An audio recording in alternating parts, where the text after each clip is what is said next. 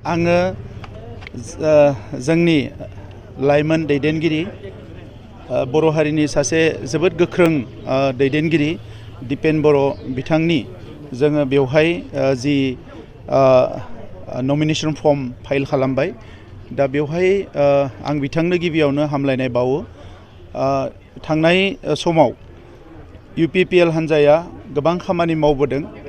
दिपेन बर' बिथां बायदि आरो गोबां लाइमोनफ्रा दिनै हारिनि आरो ओनसोलनि बिबान रुजुनो थाखाय आवगायबोदों आरो दिनैनि समाव जोंहा क'क्राझाराव राजु नार्जारी बिथां लरेन्स इस्लारि बिथां आरो लोगोसे जोंहा चिराङाव रनजित बसुमतारी बिथां बाक्सायाव जोंहा राकेश ब्रह्म बिथां आं तामुलपुराव आरो बेवहाय दिपेन बर' बिथांजों लोगोसे आरो जोंनि माखासे बिजाथिफ्रा दिनै नमिनेशन फाइल खालामदों आरो UPPL हान्जाया एबार हारसिङैनो बिसायख'थि गेलेनायनि थाखाय थांखि लादों गोबां दोलोफ्रा रिजनेलानो जा नेसनेलानो जा सोरबा सोरजोंबा लोगो जानानै गेलेयो जोंबो आगोलाव गेलेदोंमोन नाथाय नैबे बिसायख'थिखौ जों हारसिङैनो बाहागो लानो सानदों जोंनि जि सिन्ताधारा जोंनि जि मिशन भिजन बेखौ लानानै जों आवगायनो सानदों आरो थांनाय गोलाव समाव नोंथांमोना नुदों जे गोबां राजखान्थि हान्जाया बिसायख'थियाव देरहालाङोब्लाबो बिथांमोना नांगौ बायदि खामानि मावनो हाया थांनाय 5 बोसोराव जोङो गोजोनखौ गायसनदों हारि माहारिनि गेजेराव खौसे लाबोदों जौगानायनि बिथिङाव नायोब्ला सोलोंथाइया जोबोद जौगादों दिनै जोंहा गोबां IPS नङाब्लाबो ACS APS जों मोननो हादों इन्जिनियार डक्टर जोङो मोननो हादों गोबां फरायसालि थानसालिफोरखौ जों फाहामदों दा बे गासैबो खामानिफोरखौ मावनायखौ नुनानै रायजो राजाफ्राबो गोजोननाय मोनदों दा नंखायनो जोङो नैबे बिसायख'थियाव जोङो फोथायो बड'लेण्ड ओनसोलनि रायजो राजाया बर' माहारिजों लोगोसे गुबुन गुबुन हारिनि रायजो राजाफ्राबो जोंनि बिजाथिखौ बिथांमोना मदद होगोन आरो बिथांमोना फोथायो आंनि बुजिनायाव जे जौगानायखौ UPPLआसो लाबोनो हागोन नंगुबै जौगानायखौ UPPLआसो लाबोनो हागोन आरो UPPLनि बिजाथिफ्रा देरहाना थांनानै बड'लेण्ड ओनसोलनि जोंहा जि गोजोन गोरोबथा जालांबाय बिनि थाखाय आरो लोगोसे बेवहाय बायदिसिना जि इस्युसफोर जोंनि हारिनि एबा गुबुन हारिनि गोग्लैसोनानै थानाय बेखौ जोंनि गासैबो दैदेनगिरिफ्रा बुजियो मानोना मोनसे संग्रामनिफ्राय फैनाय दा नंखायनो जोङो एसेमब्लियाव थांनानै बे गासैबो जेंनाफोरखौ सुस्रांनो थाखाय खामानि मावनो हागोन आरो दा UPPLआ जों काउन्सिलाव दङ अपोजिसन हिसाबै जोङो एसेमब्लियाव फैगोन आरो दिल्लीयावबो जोंहा MP दङ दा नंखायनो भारतनि पार्लियामेन्टारि सिस्टेमाव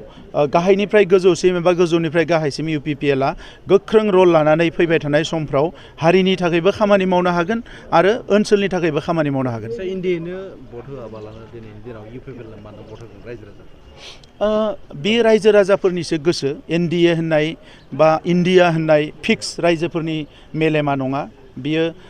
भारत हादोरनि जि सुबुं दारा खान्थि बेवहाय गोख्रों मोनसे सिन्ता जि मानसिफोरनि रायजो राजाफोरनि जे बिथांमोना 5 बोसोरनि उन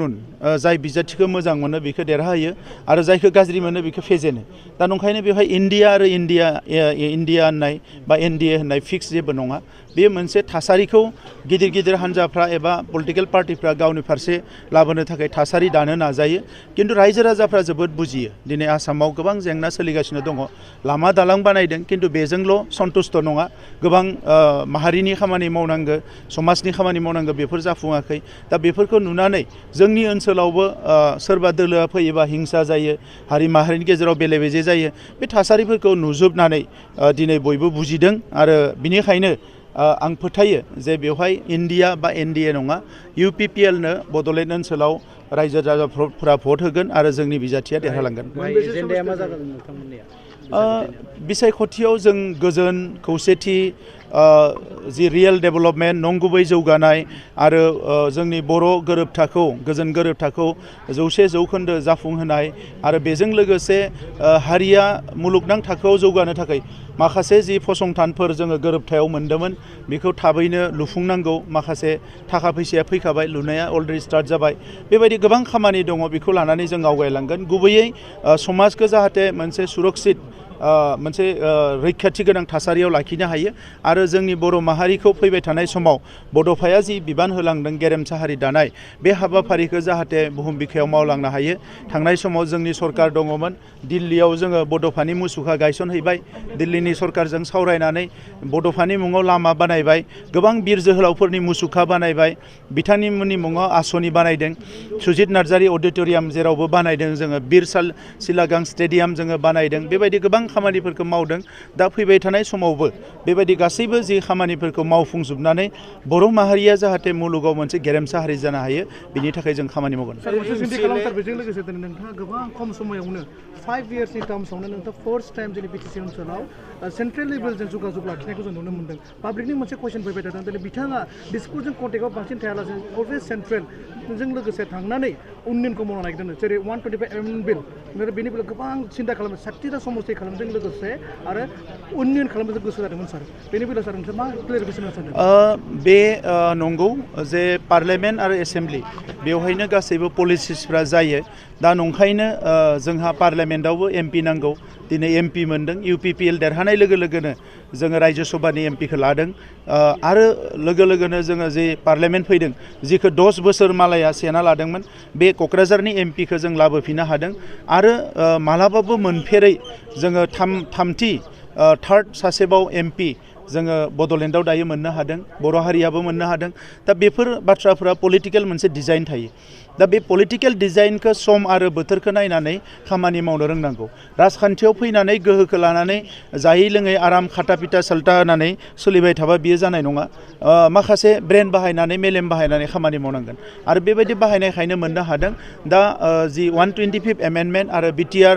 एकर्डनि 100% इमप्लिमेन्टेसननि थाखाय जोङो खामानि मावबाय थादों आरो मावबाय थागोन बेल' नङा आरोबाव बड'लेण्डआव मोर पावार मोननो थाखाय बड'लेण्डखौ आरोबाव गोख्रों खालामनो थाखाय मानोना जोंनि सिमाङा आलादा रायजोमोन जों बेखौ मोनाखै थेवबो भारतनि संबिजितनि गेजेरजोंनो आरोबाव माखासे गोहोखौ दाजाबनानै बड'लेण्डखौ आरोबाव गोख्रों खालामनो हानायनि थाखाय जोङो खामानि मावनांगौ आरो बेखौ जोङो संग्रामिफ्रा जायफोर राजा लामायाव रेल लामायाव सोमावसारबाय सरकारजों खनले सावरायबाय संबिजितखौ जोङो भारतनि संबिजितखौ जोङो मोनफ्रोमबो पेजखौ फरायबाय दा बिनि उनाव जों मिथिदों जे भारतनि